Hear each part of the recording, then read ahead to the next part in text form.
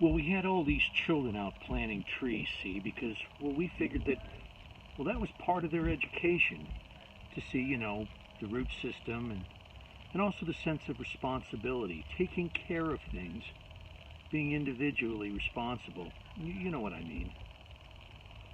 And the trees all died. They were orange trees. I don't really know why they died. They just did. Something wrong with the soil, possibly, or maybe the stuff we got from the nursery wasn't the best. We complained about it. So we've got these 30 kids there with these 30 dead trees ready to plant, and they're all dead. All these kids looking at me with these little brown sticks. It was depressing. It wouldn't have been so bad except just a couple of weeks before the thing with the trees, the snakes all died.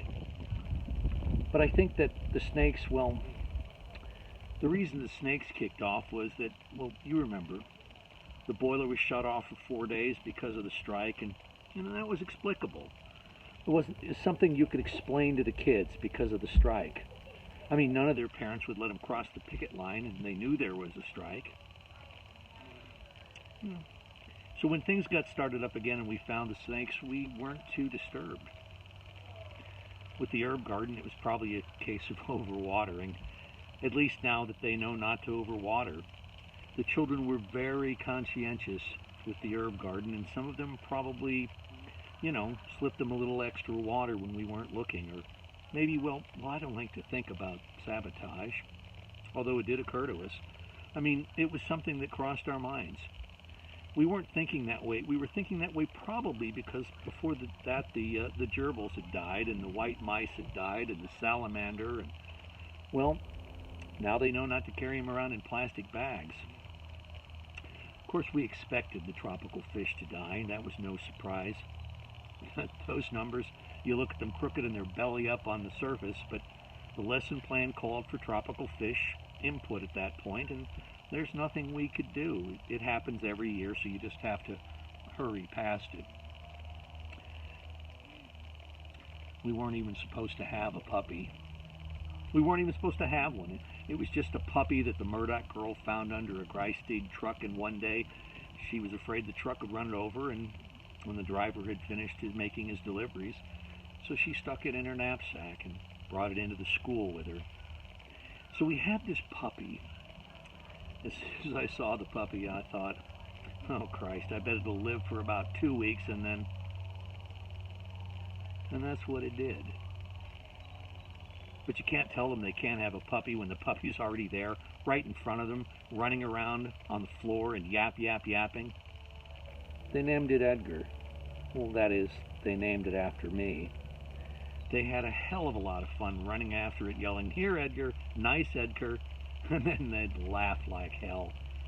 They enjoyed the ambiguity. Well, I enjoyed it myself. I don't know what it died of, distemper, I guess.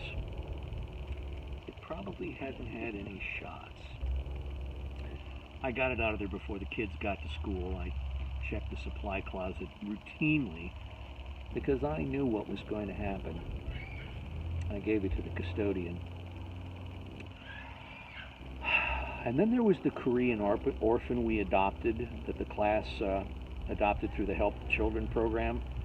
All the kids brought $0.25 a month. That was the idea. It was an unfortunate thing. The kid's name was Kim. Well, maybe we adopted him too late in life or something. The cause of death was not stated in the letter we got.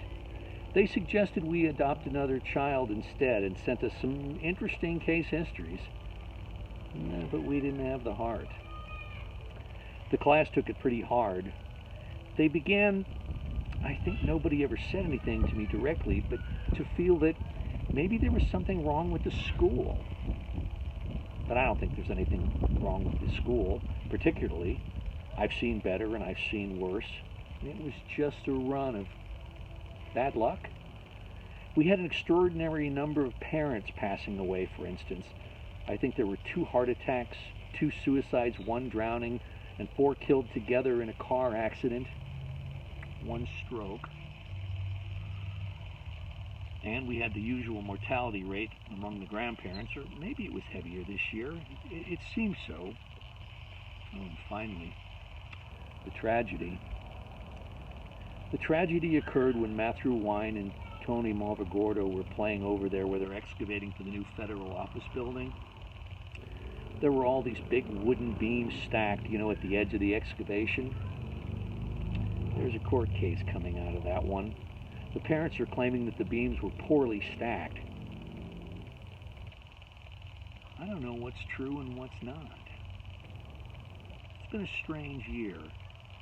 Oh, I forgot to mention Billy Brandt's father, who was knifed fatally when he grappled with an intruder in his home. One day we had a discussion in class, and they asked me, where did they go? The trees, the salamander, the tropical fish, Edgar, the papas and the mamas, Matthew and Tony, where did they go? And I said, I don't know. And they said, well, who knows? And I said, nobody knows. And they said, but isn't death that which gives meaning to life? And I said, no, life is that which gives meaning to life. Then they said, but isn't death considered a fundamental datum, the means by which the taken for granted mundanity of the everyday may be transcended in the direction of... I said, yeah, maybe. And they said, we don't like it. And I said, I don't like it either. I said, that's sound. And they said, it's a bloody shame. And I said, it is. They said, would you make love now with Helen, our teaching assistant, so that we can see how it's done? We know you like Helen. I said, it's rarely done for demonstration, and